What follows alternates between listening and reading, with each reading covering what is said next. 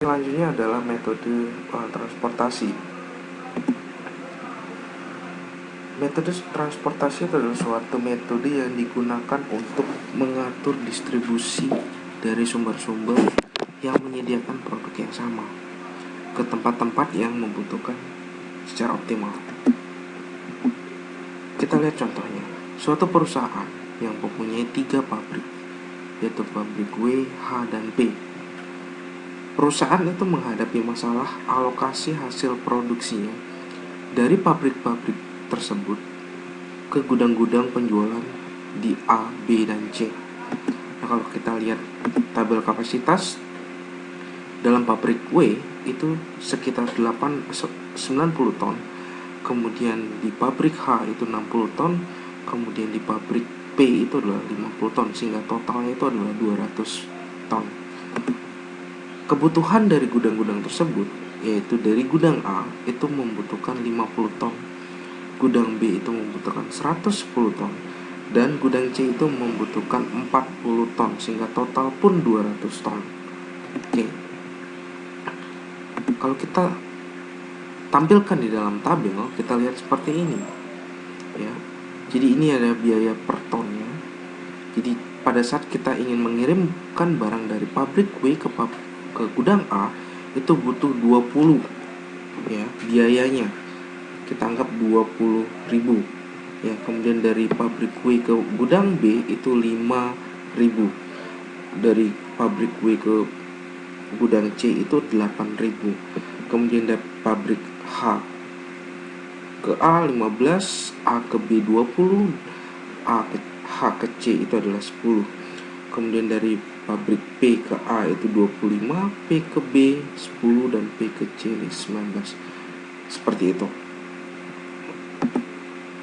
Nah, bagaimana penyusunan alokasi dari biaya tersebut?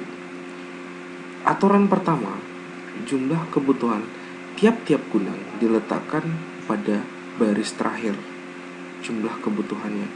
Kemudian yang kedua, kapasitas tiap pabrik pada kolom terakhir.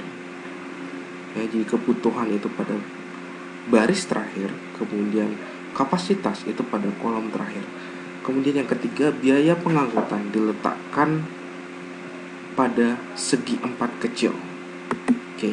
Nah, seperti ini tampilannya. Ini adalah biayanya ya, dari pabrik W ke A 20, W ke B 5, W ke C 8, dan seterusnya. Kemudian ini adalah di kolom terakhir itu adalah kapasitas dari pabrik ya, jadi pabrik W itu kapasitasnya 90, H 60, P itu 50. Kemudian dari gudang A itu kebutuhan gudangnya itu 50, gudang B 110, dan gudang C 40. Oke. Nah, kita lihat di sini bagaimana kita mencoba untuk meminimumkan pergerakan data. Ya, kita lihatkan. Kita mencoba untuk membuat biaya minimum sehingga alokasi yang ada di setiap pabrik itu bisa dideliver dengan baik ke gudang A, gudang B, gudang C. Ya. Bagaimana kita mendelivernya? Misalnya dari pabrik W dengan 90 ton itu bagaimana kita mendeliver ke gudang A atau ke gudang B atau ke gudang C sehingga biayanya akan menjadi minimum. Kita lihat di sini. Meminimumkan Z sama dengan 20 kali XWA 15 dikali HA, kemudian 25 dikali PA, dan seterusnya ya. Ini yang akan kita cari. Nah, batasannya adalah kita lihat batasan dari WA ditambah WB ditambah WC itu harus 90. Jadi ini yang harus kita perhatikan ya, sehingga total dari WA, WB, dan WC itu harus 90. Total dari HA, HB, dan HC itu harus 60. Total dari PA, PB, dan PC itu adalah 50. Begitu juga kebalikannya ya. Jadi total dari WA, HA, dan PA itu harus 50. Total dari WB, HB, dan PB itu harus 110. dan total dari WC, HC, dan PC itu harus 40. Oke. Nah, prosedur alokasi yang pertama yang akan kita pelajari adalah Northwest Corner Rule. Northwest Corner Rule itu aturannya seperti ini. Mulai dari sudut kiri atas, ya, dari sel paling kiri atas, dianggap sel 1, ya, dialokasikan sejumlah maksimum produk dengan melihat kapasitas dan kebutuhan gudangnya. Kemudian setelah itu, bila XIJ merupakan kotak terakhir yang dipilih, dilanjutkan dengan mengalokasikan XIJ plus 1 bila I mempunyai kapasitas yang tersisa. Bila tidak, maka alokasikan XI plus 1, J dan seterusnya sehingga semua kebutuhan telah terpenuhi. Oke, kita lihat sekarang. Yang pertama yang harus kita perhatikan adalah memulai dari sudut kiri atas. Sehingga kita lihat kenapa kita masukkan 50 di sini. Karena kalau kita bandingkan antara kebutuhan gudang dengan kapasitas pabrik, maka kebutuhan gudangnya kecil, sehingga ini maksimum harus 50. Ya. Karena ini maksimum 50, jadi kita tidak bisa lagi memasukkan nilai di sini karena ini sudah full. Ya. Sehingga kita akan berlanjut ke arah kanan. Ya. Oke. Kanan yang tersisa adalah 40. Ya. Karena ini 90, yang tersisa 40, kita harus melihat lagi ke bawah. Kalau kita lihat ke bawah, ternyata 110. Sehingga kita bandingkan 40 dengan 110, maka 40 yang kita masukkan di sini. Sehingga di baris pertama kapasitas sudah habis. Ya, kapasitas pabrik sudah habis. Sehingga pabrik W itu hanya mendeliver ke gudang A dan gudang B untuk saat ini, ya, untuk pertama. Nah, kemudian kita lanjutkan ke bagian bawah. Ya, kita bandingkan 110 dikurangi 40 berapa? 70, ya. Sehingga 70 dibandingkan 60, maka yang akan masuk ke sini adalah 60. Sehingga alokasi untuk yang baris kedua itu habis. Ya enggak? Karena ini sudah tidak bisa lagi dimasukkan data karena sudah mentok 60 di sini. Sehingga kita harus melanjutkan ke bawah dengan melihat totalnya ini adalah 100, sehingga sisanya adalah 10. Sedangkan ini masih ada 50. Sehingga yang harus kita pakai adalah membandingkan antara 10 dengan 50. Karena 10 lebih kecil, maka 10 yang kita gunakan. Seperti itu. Sehingga 10 ini setelah kita tahu, ya, kita dapatkan nilainya, kemudian baru kita lakukan proses yang terakhir. Karena 10 sisa 40 akan dimasukkan ke gudang C. Oke, sehingga seluruh kebutuhan itu terpenuhi, ya. Sedangkan kapasitas pabrik pun habis dipakai atau habis di deliver. Sehingga totalnya itu adalah 3.260. Ya, setelah kita masukkan ini dikali dengan biayanya, 40 dikali biaya dan seterusnya. Ya, sedangkan ini 00 tidak perlu lagi dihitung. Oke, itu adalah teknik untuk Northwest Corner. Oke, sehingga totalnya 3.260 dan ini belum maksimum. Ya, ini belum maksimum sehingga kita harus mencoba untuk memaksimumkannya. Oke, untuk mengoptimalisasi, ya. Untuk mengoptimalisasi dari hasil tadi kan 3.260. Sehingga ada dua cara yang kita akan gunakan. Yang pertama itu dengan cara stepping stone, yang kedua itu dengan cara modified distribution. Oke, cara pertama yang akan kita pelajari saat ini karena kebetulan nyambung dengan materinya. Oke, kita lihat di sini hasilnya seperti ini. Ya, kita sedikit mengganti, tadi kita gunakan W dan sebagainya, kita gunakan pabrik 1, pabrik 2, pabrik 3, kemudian kota A, B, dan C. Ini sama saja, ya, dari hasil tadi. Cuman yang membedakan adalah hanya di bagian ininya saja, ya, labelnya saja. Oke, kita lanjutkan. Nah, apa yang kita cek? Yang harus kita cek itu adalah bagian kosong, ya. Yang harus kita cek itu adalah bagian kosong dari ini. Ini yang harus kita cek. Jadi ini kita bisa isi atau tidak, seperti itu. Ya, apakah ini data-data itu bisa dipindahkan ke sini atau tidak? Ya, misalnya kita memilih salah satu, ya, kita memilih salah satu sel yang kosong, maka cara berpindahnya adalah kita harus mengecek. Di sini akan berkurang, di sini pasti akan bertambah, ya. Kemudian ini pasti berkurang dan ini pasti bertambah. Seperti itu konsepnya. Jadi konsep dasarnya adalah mengurangi dan menjumlahkan. Kalau kita ingin menambahkan di sini, maka efeknya ini harus berkurang, ini harus berkurang, sehingga kapasitas dan kebutuhan itu tidak over, ya, tidak overload, tidak lebih, seperti itu. Oke. Langkah pertama untuk pengujian itu adalah menguji sel yang masih kosong, apakah masih bisa memiliki nilai negatif atau tidak.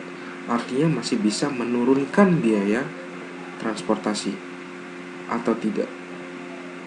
Sel yang diuji itu adalah sel C13, C21, C23 dan C31. Artinya ini adalah sel-sel yang kosong tadi, ya, sel yang kosong ini 13, 21, 23 dan 31.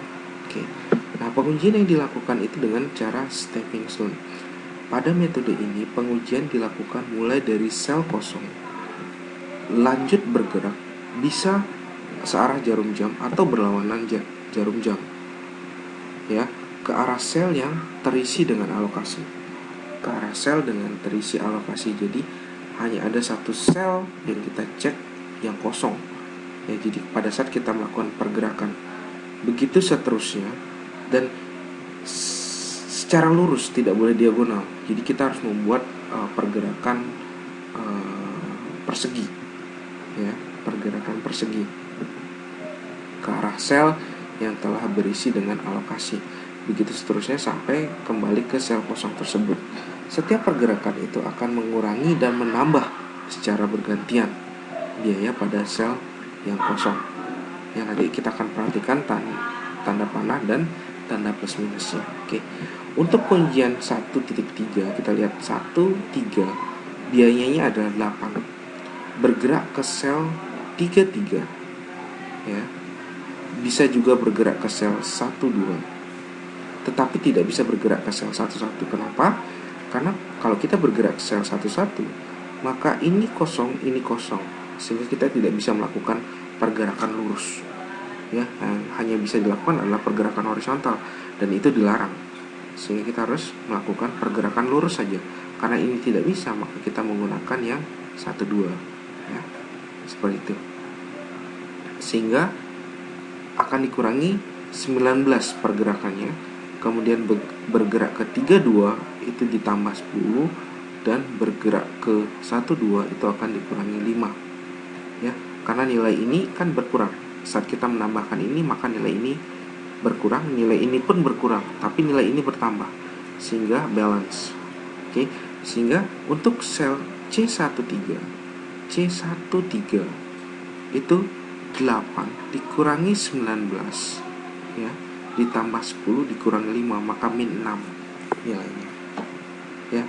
Kemudian misalnya yang 21 bergeraknya dari 15 min 20, ya, plus 5 min 20, sehingga hasilnya adalah min 20. Oke. Jadi yang 21 itu menggunakan yang ini, ya. Next, kemudian untuk yang 23, ya, yang 23 itu menggunakan nilai ini. Jadi 10 dikurangi 19 ditambah 10 dikurangi 20, ya.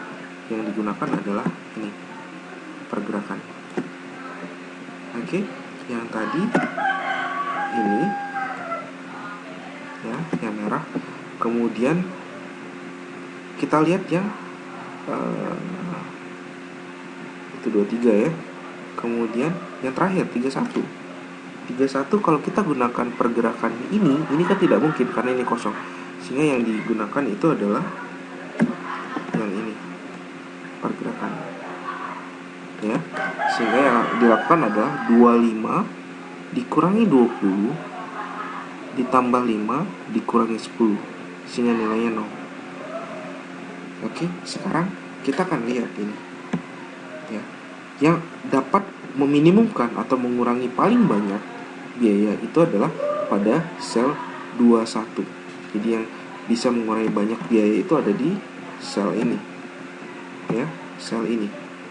Sehingga ini yang akan kita proses selanjutnya. Oke, merubah alokasi pengiriman di sel 21. Dari pergerakan dan tanda plus minus yang ada, perhatikan sel yang bertanda minus saja. Jadi kita yang lihat hanya bertanda minus, yakni pada sel 1, 1 dan sel 22. Dari sel yang bertanda pergerakan minus, pilih sel yang alokasi pengiriman sebelumnya memiliki alokasi terkecil. Dan ternyata sel 11 yang alokasinya sebelumnya 50 dan lebih kecil dari alokasi yang sel 22 alokasinya 60. Kita lihat di sini. Sel 11 lebih kecil dari sel ini ya, karena ini kan pergerakannya ini plus ya, ini minus, ini plus, ini minus. Yang kita lihat hanya minus saja. Jadi kita lihat di sini ya, mana yang lebih kecil. Karena ini 50, maka pergerakannya menggunakan 50. Jadi kita masukkan 50 di sini, dikurangi 50 0, ditambah 50 tadi 40 jadi 90. Yang tadinya 60 dikurangi 50 jadi 10. Sehingga alokasinya tetap, kapasitas total tetap, total kebutuhan pun tetap. Seperti itu ya. Setelah ini kita harus cek lagi. Kita cek lagi yang kosong ya. Kita cek yang kosong. Kita cek lagi dengan cara seperti ini. Ini kan kosong, ini yang kosong ya. Kemudian ini kosong dan ini satu lagi kosong ya, jadi ada 4. Sehingga kalau kita masukkan nilainya, maka C23 ya, C23 itu yang harus kita proses. Ini yang harus kita proses. Sehingga caranya seperti tadi ya. Kita melakukan proses yang kita lihat adalah minusnya saja. Kita perhatikan nilai minus tadi. Kalau kita bandingkan 10 dengan 40, maka 10 yang lebih kecil ya, 10 yang lebih kecil. Sehingga nilai 10 ini yang akan kita gunakan untuk mengurangi. Sehingga ini bergerak ya. Ini bergerak menjadi 10 ya. Ini bergerak menjadi 10. Ini akan berkurang menjadi 0. Ini akan bertambah menjadi 20 ya. Ini akan berkurang menjadi 30 seperti itu ya. Oke, sehingga hasilnya seperti ini. 10, 20, 30, ini 0. Oke, setelah itu kita ulangi lagi prosesnya. Kita cek lagi di 11, kemudian di 13, kemudian di 22 dan 31. Kita cek. Ternyata setelah dicari dan diproses, hasil ini yang masih bernilai negatif ya. Sehingga ini yang harus kita proses ya, karena yang lain sudah lebih mahal. Kalau kita mau proses di sini akan jatuhnya akan lebih mahal nilainya. Sehingga nilai 1 untuk sel 13 yang harus kita proses selanjutnya. Sama seperti tadi, yang kita lihat itu adalah nilai negatifnya saja, 90 dan 30 yang dipakai untuk memproses. Sehingga ini akan menjadi 30, enggak, ini akan menjadi 60, ini akan menjadi 50 karena ditambah, dan ini akan bernilai 0 seperti itu, atau hilang, tidak perlu ada nilainya. Sehingga ini akan menjadi hasil akhirnya. Oke, setelah itu kita cek lagi. Nah, pada saat ini kita lihat tidak ada lagi yang kurang atau tidak ada lagi yang minus nilainya, semua plus. Ini artinya bahwa akan lebih mahal 7 ton. Ini akan lebih mahal 13 per ton. ini akan lebih mahal 7, kita anggap 7 rupiah lah per ton. Kemudian ini akan lebih mahal 6.000 per ton, seperti itu ya. Sehingga karena sudah tidak ada nilai negatif, maka ini adalah hasil akhirnya. Sehingga totalnya 60 kali 5 ditambah 30 kali 8 ditambah 50 kali 15 ditambah 10 kali 10 ditambah 50 kali 10, sehingga hasilnya adalah 1890. Oke, sehingga ini adalah nilai maksimumnya. Ini hasil akhir dari kombinasi ya, kombinasi antara northwest corner plus stepping stone. Oke, mudah-mudahan ini dapat membantu pemahaman tentang metode transportasi.